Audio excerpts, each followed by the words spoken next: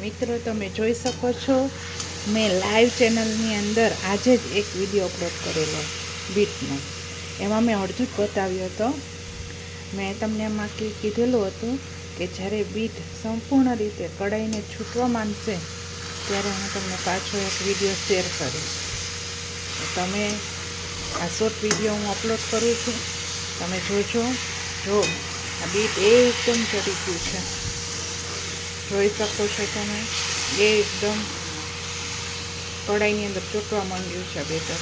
હવે આની અંદર કાજુ બદામ, એલચી, ભૂકો અને ત્યાર પછી ડ્રાયફ્રૂટ નાખી અખરોટ નાખજો મિત્રો, જેથી બાળકોને સારું રહે. હિમોગ્લોબિન પણ વધે બીટના લાડુ ખાવાથી. તમે જોઈ શકો છો કેટલી આખું બોક્સ એક પેન ભરાઈ ગયું એટલું બીટ હતું. હવે થોડું બની ગયું છે. તમે જોઈ શકો કેટલો કલર પણ ચેન્જ થઈ ગયો છે બીટનો, બ્રાઉન જેવું લાગવા લાગ્યું છે. તો તમે જોયું સરસ મજાનું આ એવું દેખાડી રહ્યું છે કઢાઈ છોડવા માંડ્યું છે એટલે કે બીટ આપણો હલવો તૈયાર છે. ઘણાને લાડુળી ન વાળવી હોય તો આવી રીતે ચમચી દ્વારા પણ ખાઈ શકે છે. હું તો લાડુ બનાવીને જ ખાઉં, કારણ કે એમાં નારિયેળનું છીણ આવી જાય તો શિયાળામાં નારિયેળનું છીણ પણ ખાવું સારું.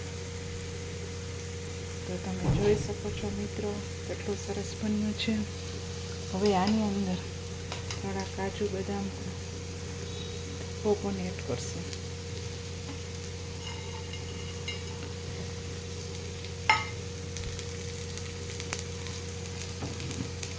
તો મારા વિડીયોને લાઈક કરવાનું ભૂલશો નહીં અને શેર કરજો.